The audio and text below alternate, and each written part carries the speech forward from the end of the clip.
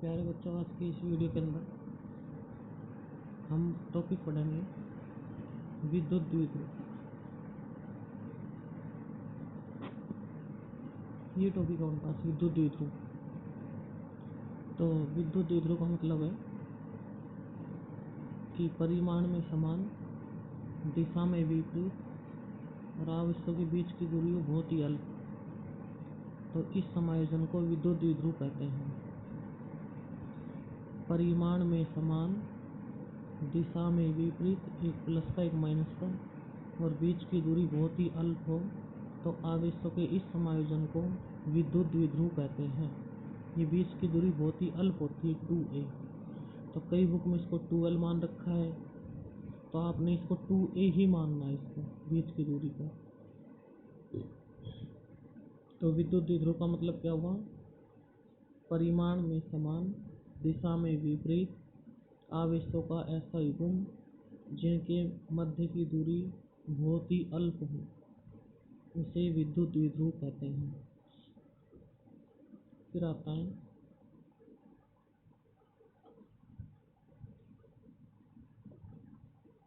विद्युत द्विध्रुव आघूर्ण। इसको हम P से डिनोट करते हैं। तो P बराबर होता है 2a इंटू Q। ये फॉर्मूला अपने आगे काम आएगा। किसी एक आवेश के परिमाण और उनके बीच की दूरी के गुणनफल को विद्युत द्विध्रुव आघूर्ण कहते हैं। किसी एक आवेश के परिमाण तथा उनके बीच की दूरी के गुणनफल को विद्युत द्विध्रुव आघूर्ण कहते हैं। इसे P से व्यक्त करते हैं और इसका जो मात्रक आएगा वो बराबर आएगा, आवेश का आएगा कूलाम और दूरी का आएगा मीटर। तो ये इसका मात्रक बनेगा कूलाम इंटू मीटर, ये इसका मात्रक बनेगा। तो विद्युत द्विध्रुव आघूर्ण की परिभाषा बनेगी, किसी एक आवेश के परिमाण तथा उनके बीच की दूरी के गुणनफल को विद्युत द्विध्रुव आघूर्ण कहते हैं। अर्थात P बराबर होता है 2a इंटू Q।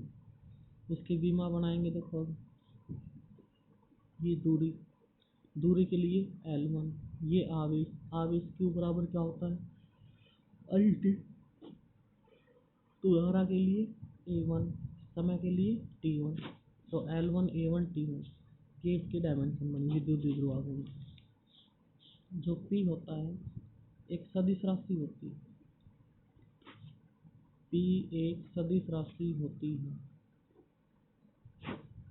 ये P एक सदिश राशि होती है और इसमें जो दिशा होती है वो होती है ऋणावेश से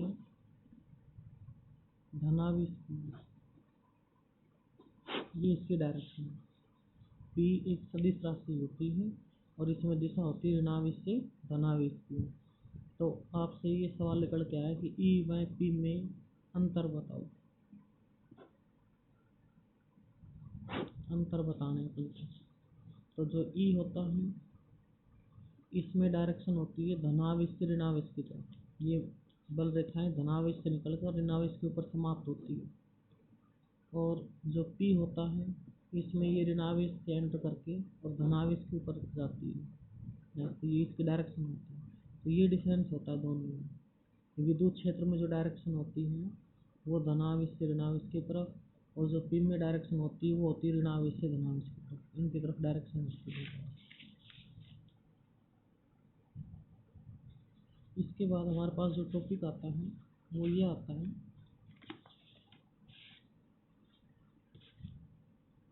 विद्युत द्विध्रुव की अक्ष रेखा। इसका दूसरा नाम होता है अनुदैर्ध्य। विद्युत द्विध्रुव की अक्ष रेखा पर या अनुदैर्ध्य रेखा पर विद्युत क्षेत्र की तीव्रता की गणना।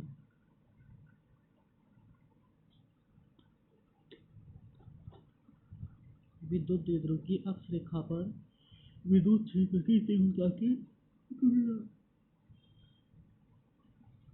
तो ये टॉपिक हमारे पास, ये इम्पोर्टेंट टॉपिक। लास्ट के अब 3 टॉपिक बचे हैं इसमें, अब तीनों टॉपिक इम्पोर्टेंट है लास्ट के। सबसे पहले हमने विद्युत द्विध्रुव बनाया, ये बनाया, ये प्लस Q और ये माइनस के, तो ये इसका मध्य बिंदु मान लेते हैं ओ। तो बीच की दूरी 2a है, तो a दूरी यहाँ से यहाँ तक और स्मॉल a दूरी यहाँ से यहाँ तक, तो बीच की टोटल दूरी बनी 2a। अब हम इसकी अक्षीय स्थिति में यहाँ पर एक बिंदु लेते हैं P, और इस P बिंदु पर हमने विद्युत क्षेत्र की तीव्रता की गणना करनी है।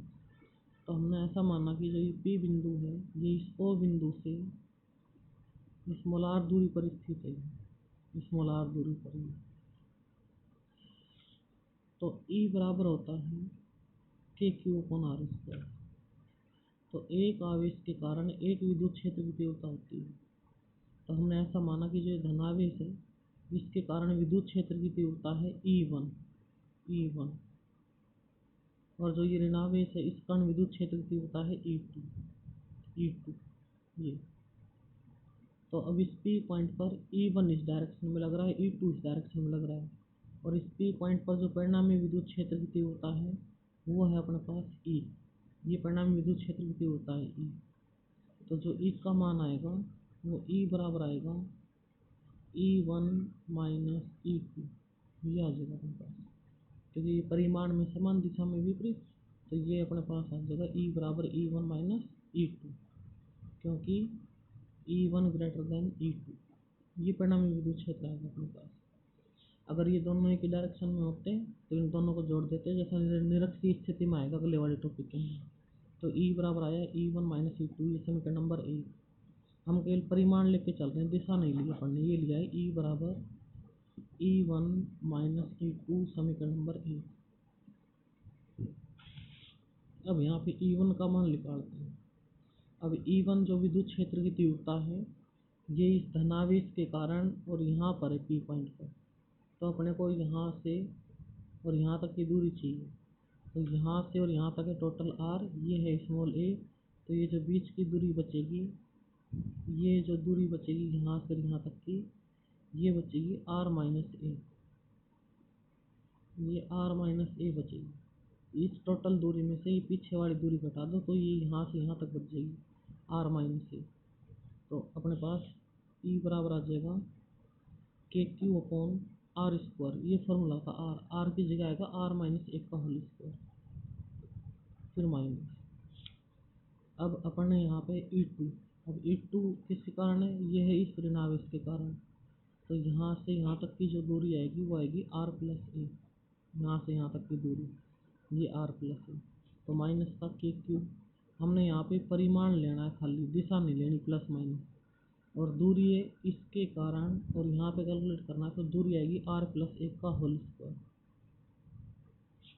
तो E बराबर जो आएगा वो आएगा KQ 1/r माइनस 1 का whole square minus 1/r plus 1 का होल स्क्वायर, ये आ जाएगा। अब यहाँ से आगे क्या करना है आपने, E बराबर KQ एलसीएम ले लो, R माइनस 1 का होल स्क्वायर R प्लस 1 का होल स्क्वायर, ये कट जाएगा, यहाँ पे आएगा R प्लस 1 का whole square minus R minus 1 का होल स्क्वायर।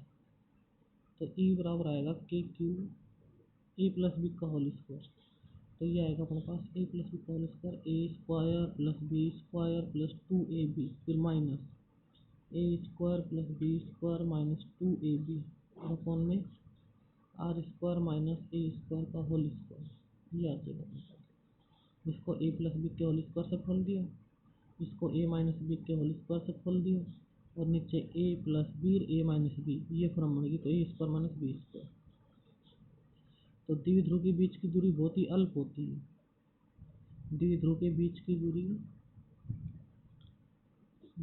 दूरी बहुत ही अल्प होती है,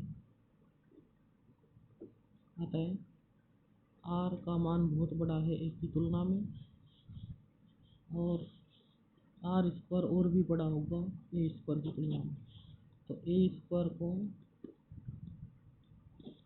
नगण्य मानकर छोड़ने पर, इसको नगण्य मानकर छोड़ देंगे, तो E बराबर आएगा KQ R square plus A square plus में 2AR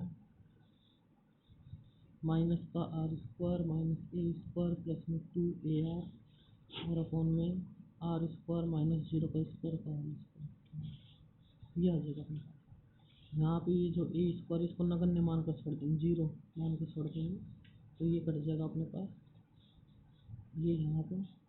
तो ई बराबर आएगा अपने पास ई बराबर के क्यू 1 + 1 2 हो जाएगा, तो ये 4AR और अपॉन में आर की पावर 4, ये आ जाएगा अपने पास। तो ई बराबर आया ई बराबर के क्यू इंटू में 4AR अपॉन में आर की पावर 4। अब एक आर की पावर से एक आर की पावर कट जाएगी, तो ई बराबर आएगा के क्यू और इंटू में 4A और अपन में आर क्यू और ई बराबर 4 को तोड़ के लिखो, 2 गुणा 2 के और 2A इंटू क्यू और अपन में आर क्यू। 4 को तोड़ के लिख दिया, 2 गुणा 2 4 के क्यू की जगह क्यू, एक की जगह ए अपने पास ये आ गया। अब ये होता है पीक का मान। अब ये पीक का मान होता है अपने पास, ये होता है पीक का मान। पी बराबर 2A इंटू क्यू, तो ई बराबर आ जाएगा 2KP अपॉन आर क्यू। ये आ जाएगा अपने पास ई बराबर 2KP अपॉन आर क्यू, अर्थात निरक्ष के ऊपर जो मान आएगा वो आएगा 2KP अपॉन आर क्यू, ये मान होगा। तो के जो होता है ये समानुपाती नियतांक होता है, इसका मान होता है 9 × 10⁹ न्यूटन मीटर पर कूलम्ब स्क्वायर। पी होता है विद्युत द्विध्रुव आघूर्ण,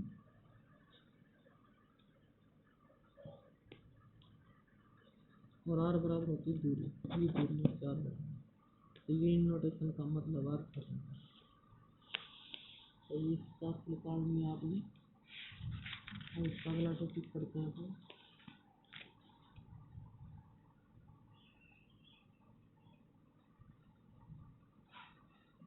ध्रुवीय पदार्थ तथा अध्रुवीय पदार्थ, ये पढ़ना है। तो सबसे पहले हम ध्रुवीय पदार्थ लेते हैं।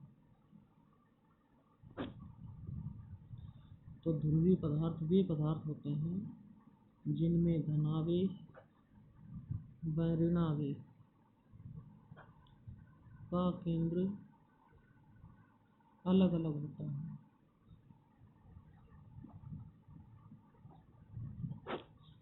जिनमें धनावेश व ऋणावेश का केंद्र अलग अलग होता है। तो ध्रुवीय पदार्थ वे पदार्थ होते हैं जिनमें धनावेश व ऋणावेश के केंद्र अलग अलग जगह पाए जाते हैं, जैसे HCl, NaCl, ये ध्रुवीय है। H+ का होता है, Cl- का होता है, Na+, Cl-। तो ये इसके एग्जाम्पल बने अपने पास। तो जितने भी ध्रुवीय पदार्थ हैं वो सभी विद्युत द्विध्रुव के उदाहरण हैं। सभी ध्रुवीय पदार्थ विद्युत द्विध्रुव के उदाहरण हैं। सभी ध्रुवीय पदार्थ विद्युत द्विध्रुव के उदाहरण हैं। अब एक आता है अपने पास अध्रुवीय पदार्थ, या इसको अपन अणु भी बोल सकते हैं। तो वे अणु जिनमें धनावेश व ऋणावेश का केंद्र एक ही जगह होता है। जिनमें धनावेश व ऋणावेश का केंद्र एक ही जगह होता है, अध्रुवीय पदार्थ कहलाते हैं।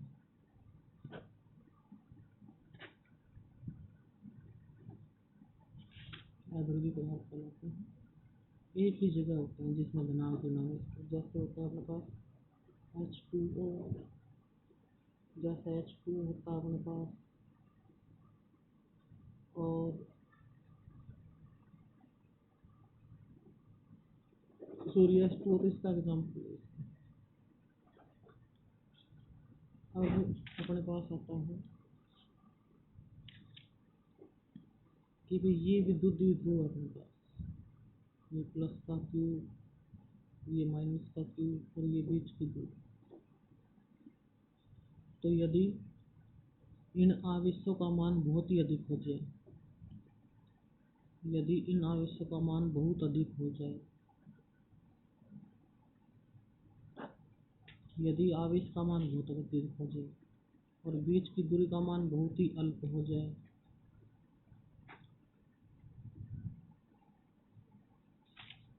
यदि आवेश का मान बहुत अधिक हो जाए, बीच की दूरी बहुत ही अल्प हो जाए, तो ऐसे समायोजन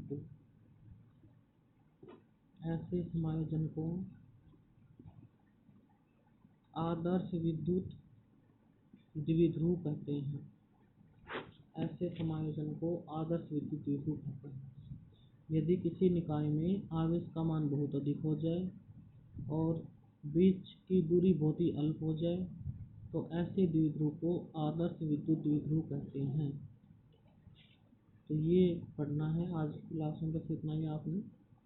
फिर अगली जो कल की क्लास है उसमें आपका ये जो टॉपिक है, ये जो पार्ट है, ये कंप्लीट हो जाएगा आपका पार्ट। फिर पार्ट नंबर 2 चलेगा अपना। तो ये करना है आपने सभी। तो आपने सभी ने चैनल को सब्सक्राइब करना है, लाइक करना है और एक वीडियो को कम से कम 3-4 बार देखना है। ये पूरा पार्ट समझ में आ जाएगा आपको। बार बार देखना है वीडियो को जब तक समझ में आए, जब तक सभी ने देखना है। कोई दूसरे बच्चे हैं उनको बताना है, वो भी देख लेंगे, किसी के पास पढ़ने की सुविधा ना हो तो। ठीक है भाई।